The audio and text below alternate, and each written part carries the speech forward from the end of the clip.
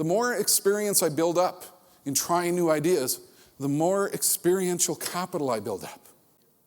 I think there should be 10 words that you're thinking about through the next day and a half as you discuss the issue of your future, your PGA. What do you need to do? You need to observe. You need to observe. I've shared with you some of the trends which I see occurring in the world. There are dozens, if not hundreds, of other trends which are impacting the game. You need to observe. It's your opportunity to observe the trends and think about what the trends mean. What does it mean in terms of where we are going? What does it mean in terms of what we've done in the past? And what do we need to change from so many different perspectives to keep up with this very fast future? Dare. Where do we take risks? Where do we try to do things we haven't done before? Where do we step outside our zone of comfort, and try to do something new? Because we know the only way to get forward into the future is by trying to do things we haven't done before. Where do we banish? Watch through the next 2 days. If anybody comes out with the phrase, you can't do that because we've always done it this way. It won't work. It's the dumbest idea I ever heard. We can't do that because of tradition.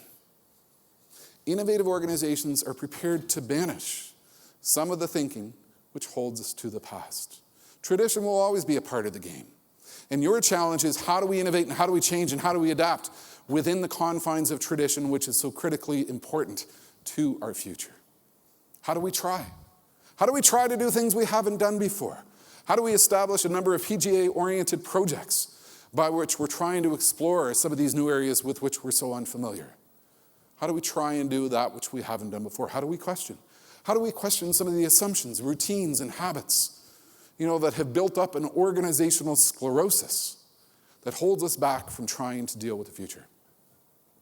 Most importantly, how do we focus on growth?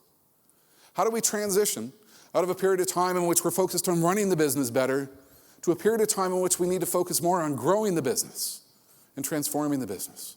And how do we adapt to the fundamental realities that exist in the nature of our future and potential membership base with the change that is occurring in this country, to get them more engaged in the game, to develop a new group of mentors who could appeal to the young people at this transformative moment in time when exercise and golf are becoming synonymous in a way that we have not seen before?